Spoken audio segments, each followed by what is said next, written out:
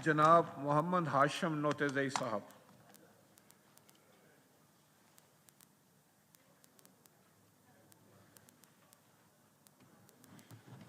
शुक्रिया जनाब स्पीकर साहब, आज आपने मुझे बजट 2023 और 24 में बोलने का मौका दिया।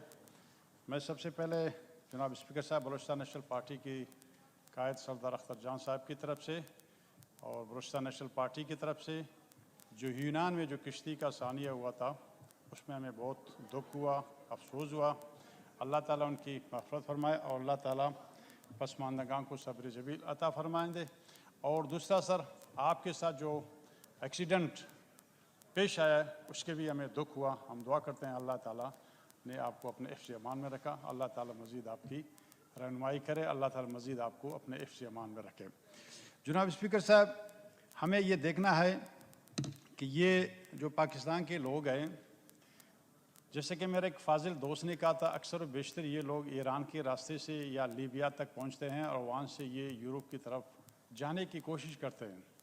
इसकी क्या वजूहत है कि ये लोग यूरोप जाने की कोशिश करते हैं?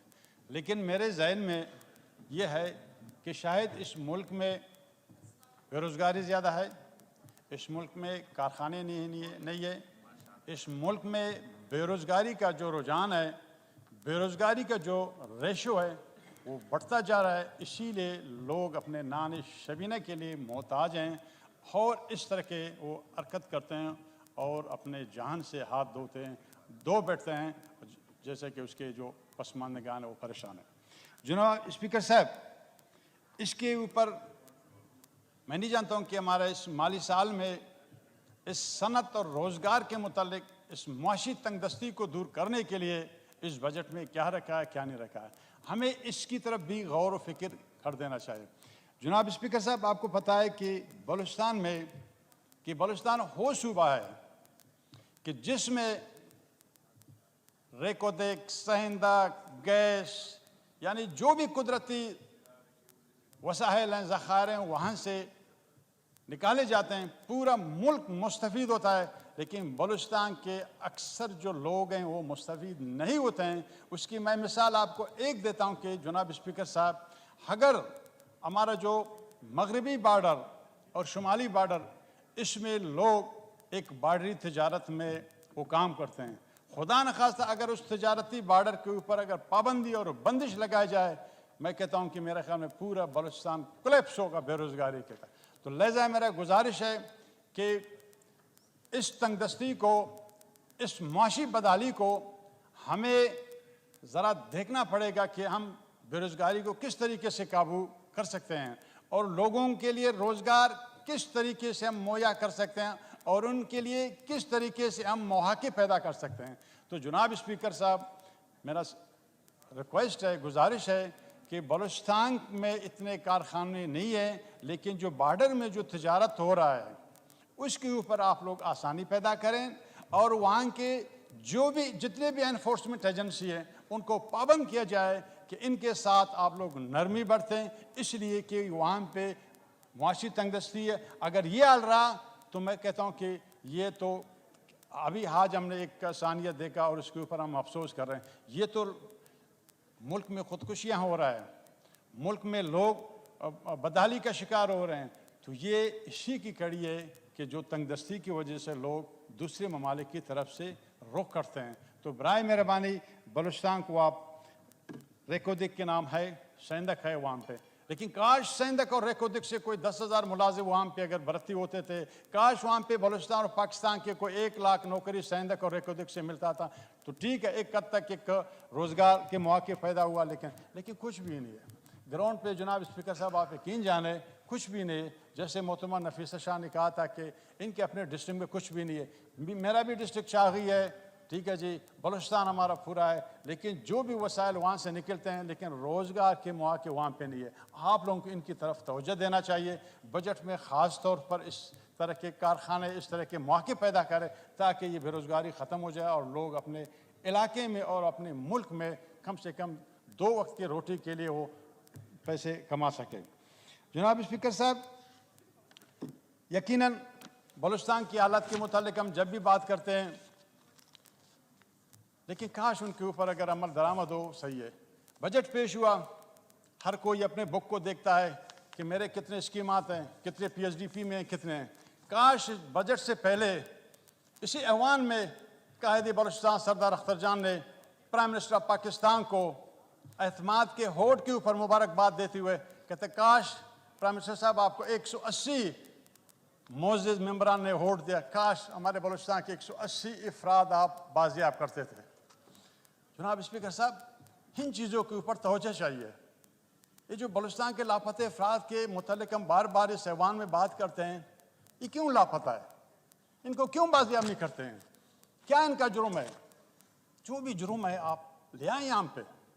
हमारे पास अदालतें हैं, हमारे पास सिस्टम है, तो लेकिन ये जो लापता है, लोग सालान साल कैंप में बैठे हैं, सालान साल अपने प्यारों के लिए जदोजहद करते हैं, लेकिन कोई सुनवाई नहीं है, कोई सुनवाई नहीं है। मैं आज आपको यकीन से कहता हूँ, PTI के दौर में बलूचिस्तान के 400-500 बंदे बाजियाब हुए, लेकिन इस दौर हुकूमत में एक बंदा बलूचिस्तान का बाजियाब नहीं हुआ। ये होना चाहिए। हम और आप जब अवाम के मुंतखब नुमाइंदे हैं, यहाँ पे आते हैं, हमें आपको सिस्टम को ठीक करना है, हमें आपको खामियां दूर करना है।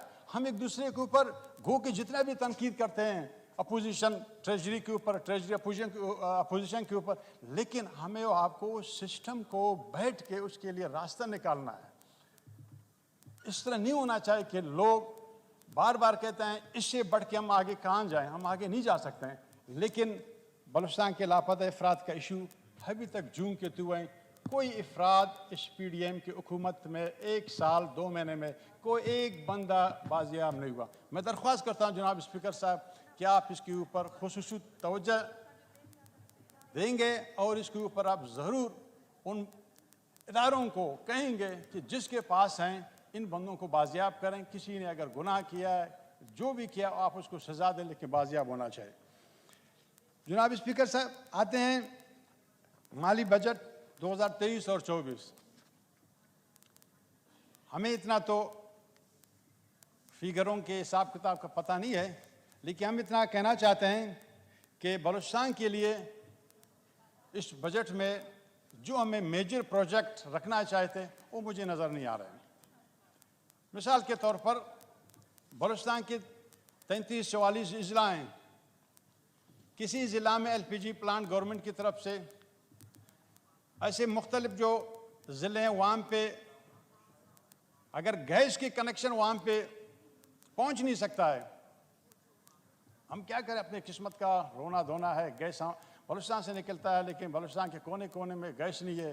इस्लामाबाद पंजाब में गैस है, सिंध में कहीं भी गैस है, कहीं नहीं है। लेकिन अगर हुकूमत इसकी तरफ तवज्जो देते थे, बजट का मकसद यही है कि बजट बनाना है अवाम की मुआशी हालत को ठीक करने के लिए। बजट को बनाना है, पिछले आपका जो बजट था उसमें क्या आपने चीज़ें देखा, चेक एंड बैलेंस, उसको मद्देनज़र रखते हुए आपको आगे अपना बजट बनाना है ताकि लोग खुशहाल हों, लोगों का जो माशी है हालत तो ठीक हो सके। काश बलूचिस्तान के 34 ज़िला में अगर कहीं गैस नहीं है तो LPG प्लांट सरकार अपनी तरफ से तो उसकी अगर कोई परमिशन देता था, बजट में रखते थे, लेकिन वो हमें नज़र नहीं आते।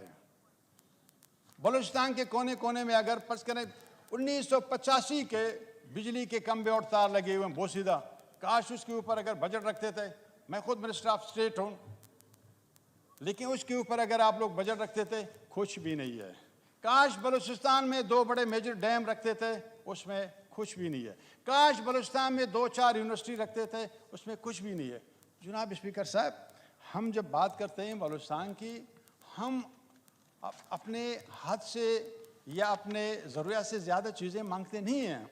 हम इसीलिए कहते हैं कि बलूचिस्तान की तरफ आप लोग तवज्जो दे दें।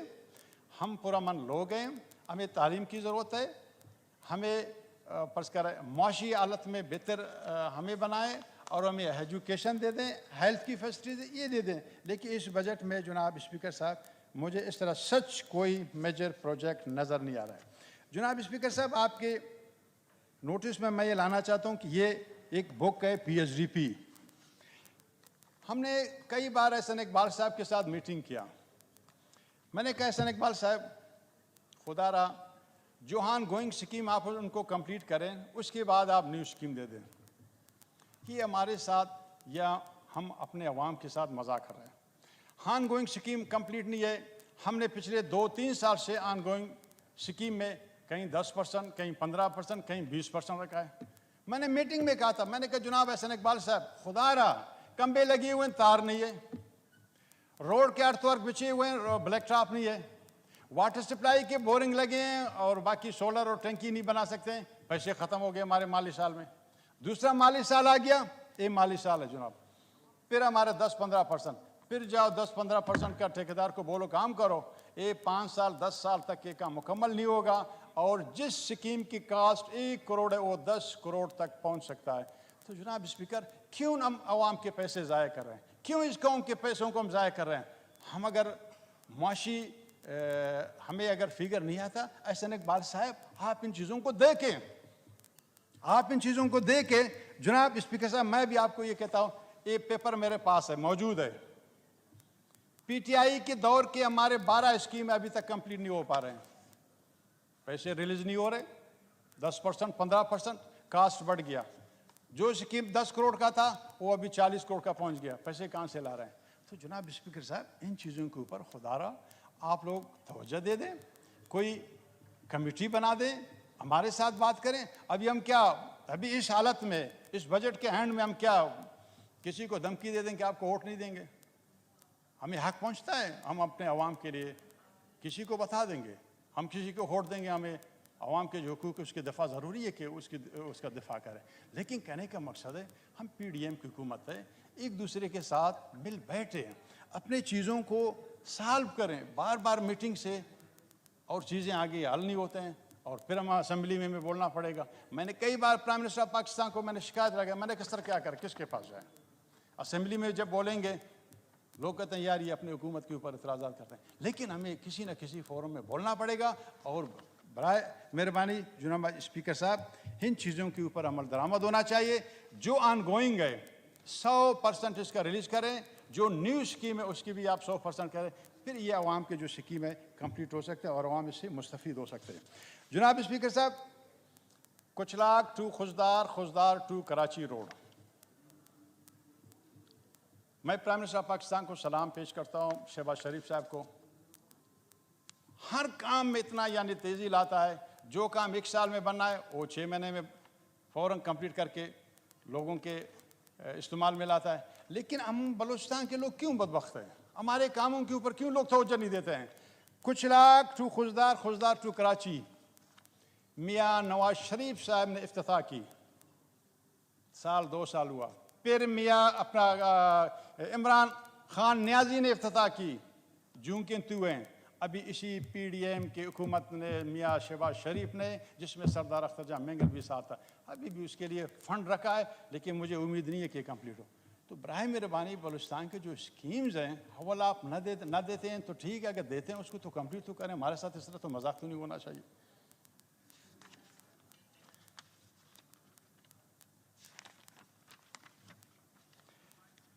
सैलाब की यहाँ पे बात हो रहा था, बिलावल साहब ने बड़े अच्छे अंदाज से कहा था कि अगर सैलाब ज़दगान की अगर रिलीफ नहीं दिया जाता हम शायद बजट में वोट न दें।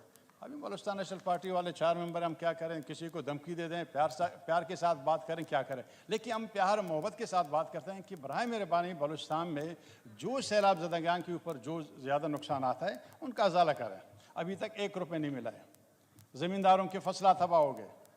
हमने कई बार कहा था कि प्राइम मिनिस्टर आप मेहरबानी करना इनको 1 साल 6 महीने के लिए इनके जो बिजली का बिल है मुआफ़ करें, कुछ भी नहीं हुआ। हमने एक रिक्वेस्ट किया था कि प्राइम मिनिस्टर आप बराए मेहरबानी ज़मींदार बलूचिस्तान 50,000 ट्यूबवेल है इनको सोलर पैनल पे कन्वर्ट करें, कुछ भी नहीं है। तो जनाब स्पीकर साहब, एक चीज़ मैंने देखा है कि हम बात करते हैं बखुदा इसके ऊपर अमल दरामद कम है। अगर हमने अगर हम एक बात करें बजाय 100 बात करने का, एक बात करें, एक काम करें, उसके ऊपर अमल करें, खुदा के सामने आवाम शाबाशी और सलाम देता है। लेकिन कोई भी अमल दरामद नहीं है। तो जनाब स्पीकर साहब, यही बातें थे, PDM के हिस्सा हैं। हम चाहते हैं कि अल्लाह ताला हमें सुरखरू करे। यकीनन शिकायत और चीज़ें फ़ौरन पे लाना है। हमने सारी चीज़ें जनाब स्पीकर साहब आपके सामने पेश किया और उम्मीद है कि प्राइम मिनिस्टर ऑफ पाकिस्तान या शहबाज शरीफ साहब एहसन इकबाल जो बुक हमारे पास है, आज मैंने दोनों बुक लाया है।